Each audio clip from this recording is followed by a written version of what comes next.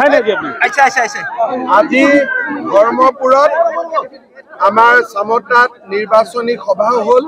ফণীভূষণ চৌধুৰী ডাঙৰীয়াৰ হৈ ৰাতিপুৱা এখন বঙাইগাঁও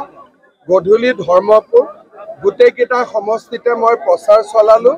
৩ লাখতকৈ বেছি ভোটৰ ব্যৱধানত। স্যাৰ আমাৰ কেইটামান প্ৰশ্ন আছে আজি স্যাৰ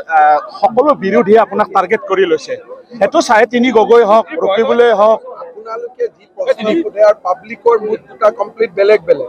পাব্লিকেটো মোৰ লগত নাচি আছে হয় পাব্লিকৰ পৰা যেতিয়া সাংবাদিকত আহি যাও গোটেই অসমখন বেলেগ লাগে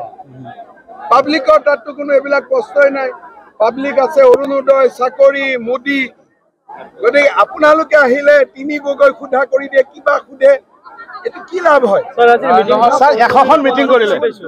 অৰুণোদয় নোপোৱা মানুহৰ সংখ্যা বেছি হৈছে অৰুণোদয় পোৱা মানুহৰ প্ৰথমবাৰ মই বেছি পালো আমি অসমত মই বহুত জায়গাত মিটিং কৰিছো তো বেলেগ জায়গাত অৰুণোদয় নোপোৱা বেছি হয়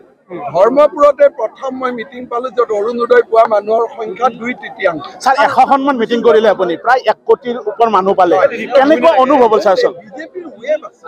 ৰিজাল্টৰ দিনাখন স্যাৰ ধুবুৰীত কি হ'ব ধুবুৰীত তীব্ৰ প্ৰতিদ্বন্দ্বিতা স্যাৰ প্ৰথম আৰু দ্বিতীয় পৰ্যায়ত আজমলৰ কথা মোক কিয় সোধে আপোনালোকে আজমলক লগ পালে আজমলক স্যার প্রথম এইটো হৈছে কোনোবা মানুহে নপঢ়া নুশুনাকৈ কৈ আছে আমি সকলোৱে কোভিচিল্ড লৈছো আমাৰ কি প্ৰব্লেম হৈছে কোভিচিল্ড লৈ দেখোন হিমা দাস লভলিনাই অলিম্পিকত মেডেল লৈ আহিল কোভিচিল্ড লোৱাৰ পিছত হিমা দাস লভলিনাই দেখোন মেডেল আনিলে এটো কোৰ পৰা কি উলাই গল মিছা স্যাৰ ৰেকৰ্ড কৰিলে বাঢ়িলে স্যাৰ 80% পাৰ্চেন্টেজটো এজেন্টৰ লগত থাকেই এজেন্টৰ ক্যালকুলেশন মতে ভোট হয় কোনোবাৰ যদি এজেন্টৰ বহি আৰু ভোট নিমিলে তেওঁ প্ৰশ্ন সুধিব 80% ওপৰ পালে লাভ হ'ব স্যাৰ বিজেপিৰ আপোনাৰ